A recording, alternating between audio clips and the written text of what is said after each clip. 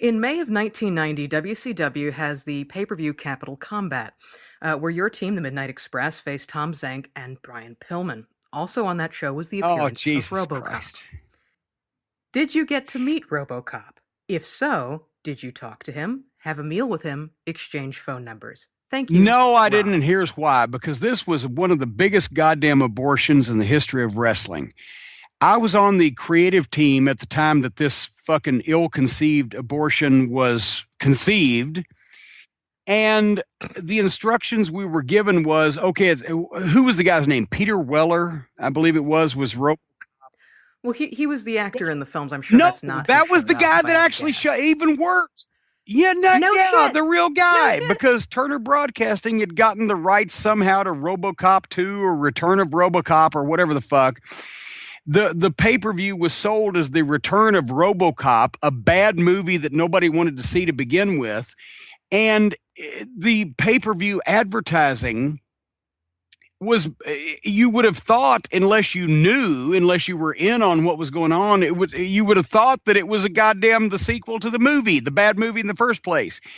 And in the creative meetings, we were told, okay, well, now here's the thing. We got the guy in the Robocop suit, but he can't, I'm trying to remember the way it was presented. He can't really do anything physically because in the suit, if he falls down, he can't get back up. He can't go upstairs or downstairs. He can't he can't do anything.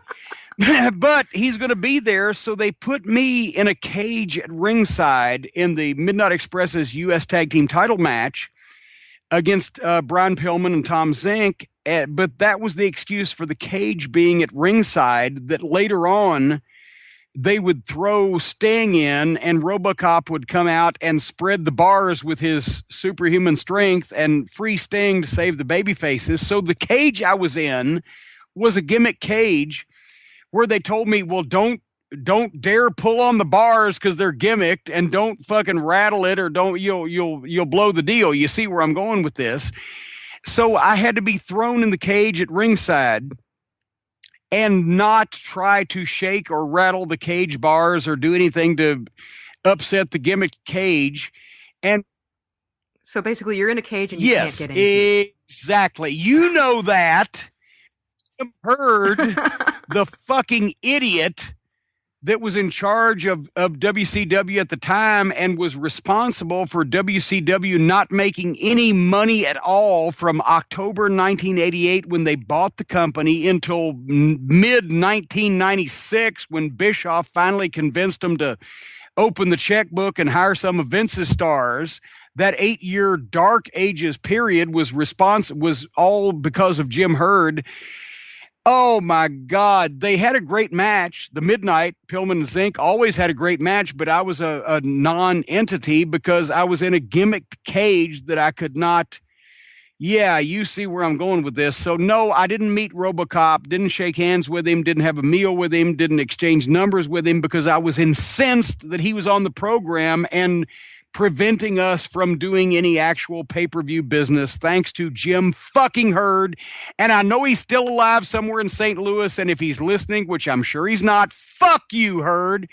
You know, that's the thing. I wanted to give my notice. I eventually left WCW because of Jim Herd, and I wanted to give my notice by busting open his office door in CNN Center and firing several shots from a blank gun at him and saying, I quit, you motherfucker, with your raccoon fucking skin hair. But I was prevented from doing that by Bobby Eaton, who basically said to me, Corny, you don't think that all the people that hate him and he's responsible for ruining all these careers, you don't think he has a real gun with real bullets in the top drawer of his desk? And I said, yeah, you're right. So I never did that. And I regret it to this day. Fuck you, Jim Herd. Next question.